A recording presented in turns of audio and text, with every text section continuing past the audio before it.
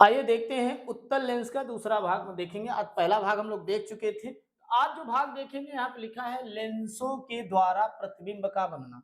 अब लेंसों के द्वारा प्रतिबिंब कहाँ कहाँ बनता है, तो जैसे हम देखे हैं यहाँ पर क्या है, उत्तल लेंस है, उत्तल लेंस है। उत्तल लेंस के तीन नियम देखेंगे और अवतल लेंस के वही तीन नियम देखेंगे। मगर वास्तविकता है कि जो उत्तल लेंस का उसका 6 कंडीशन होता है, तो वो लास्ट में देखेंगे हम लोग। मगर पहले इनको समझ लेते हैं। जैसे हम यहाँ पर तीन उत्तल लेंस बनाए हुए, तीन उत्तल लेंस बनाए हुए। जैसे देखिए, पहला हम कहें, अगर प्रकाश आपतित किरण प्रकाशिक केंद्र से, ये प्रकाशिक केंद्र है जिसको ओ से हमने दर्शाया, ओ और सी दोनों से बताए थे, प्रकाशिक केंद्र से आ रही है तो सीधी निकल जाएगी, सीधी। मतलब ये इसका अपवर्तन कहीं नहीं होगा, कहीं पर भी अपवर्तन नहीं होगा।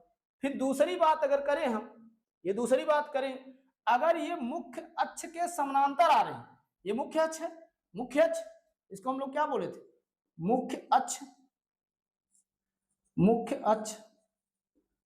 अगर मुख्य अक्ष के समानांतर अगर प्रकाश की किरण आ रही है तो ये कहां से जाती है सर, ये सर कहां से जाती है, F2 से जाती है, F2 से, F2 से। देखो यहां से ये द्वारक है। अब ये द्वारक से क्या हो, द्वारक जहां तक प्रकाश की आपतित किरण आई, अब फिर द्वारक के बाद इसका अपवर्तन होगा तो ये F2 से जाएगी, F2 से, F2 से। फिर बात आई तीसरी, यहाँ पे तीसरी बात हम बोले, अगर प्रकाश आपतित किरण F1 से जा रही, F1 से जा रही तो ये मुख्य अक्ष के समानांतर चली जाती है, मुख्य अक्ष के समानांतर। अगर ये तीन बात आपको समझ में आ गए हैं, आपके लिए उत्तल लेंस सरल हो गया।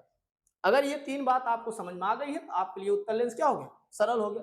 फिर आते हैं हम, जैसे बात करें, ये मुख्य अक्ष है, ये कौन सा लेंस है, कहेंगे सर ये अवतल लेंस है। अवतल लेंस का हमने बताया था कि किनारों पे मोटे होते हैं और बीच में क्या होता है, पतला होता है।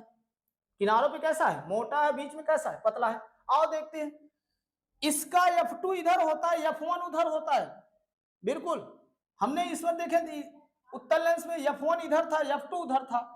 अवतल लेंस में देखेंगे F2 इधर है और F1 उधर है।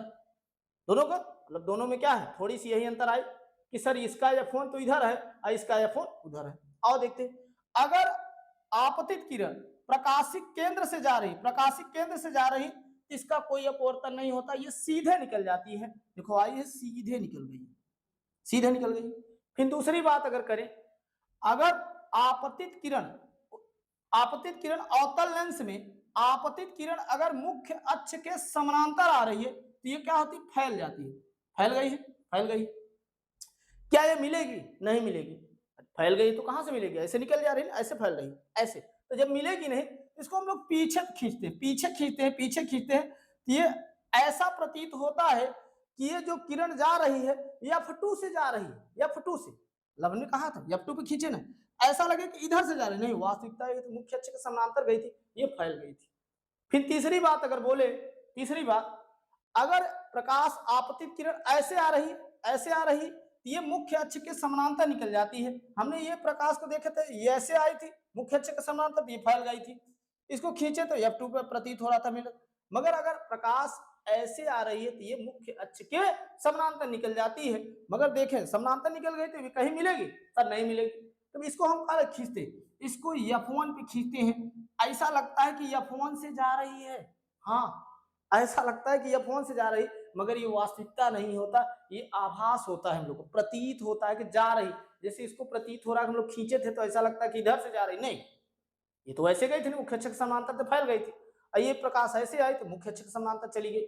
मगर हमको लगता है कि ऐसे आई तो सीधा ऐसे निकल गई, नहीं, ये प्रतीत हो रहा। क्लियर, आइए देखते हैं। अब बात आएगी उत्तल लेंस द्वारा प्रतिबिंब का बनना, उत्तल लेंस द्वारा प्रतिबिंब का बनना। अब देखो ये सब क्या है, ये थोड़ा सर आपको समझ में नहीं आ रहा होगा सर बनाए क्या है। देखो यहाँ से हमको समझाना इसलिए कि ये वस्तु जो रखी ना, इधर वाली साइड पे क्या रखी जाती है, बाई साइड पे हम लोग क्या रखते हैं, वस्तु रखते हैं, वस्तु। ये वस्तु कहाँ पर रखी है, तो ये अनंत पे रखी है, ये वस्तु कहाँ पर रखी गई है, अनंत पे रखी गई है।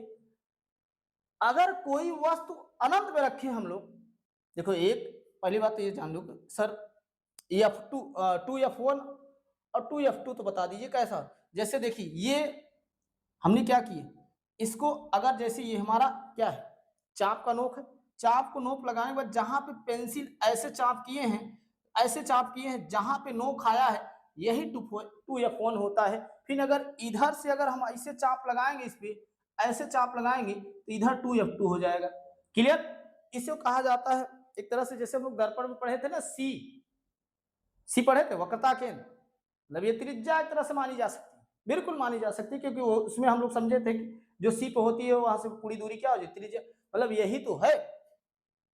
तो सर यहाँ पर तो बहुत बढ़िया चीज होगा कि यहाँ पे जो वस्तु रखी जाएगी वो बराबर बनेगी। हम लोग दर्पण में पढ़े थे, ये लेंस है, यहाँ पे 2f1 है, यहाँ 2f2 कर दिए हैं।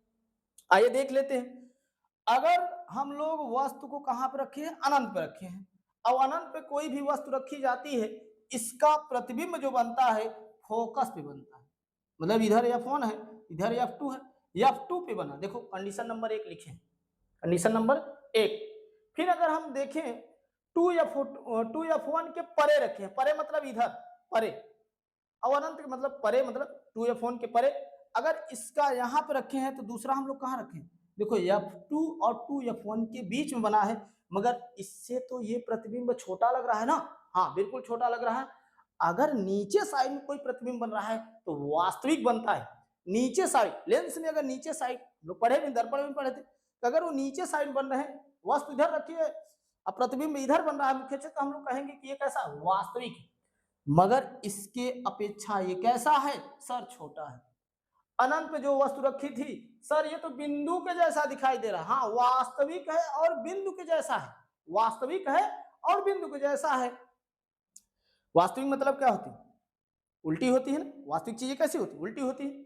फिर इधर बात करें, यहाँ पर देखो 2f1 पर वस्तु अगर रखे हैं तो ये बनता है 2f2 पर, और सेम साइज की बनता है, बराबर बनता है सेम साइज की। यहाँ पे जो वस्तु रखी है ना, ये जो वस्तु रखी है, इसका प्रतिबिंब हमको यहाँ 2f2 प्राप्त हुआ, ये वाला वस्तु के वस्तु के वस्तु के बराबर होता है, बराबर होता है, बिल्कुल।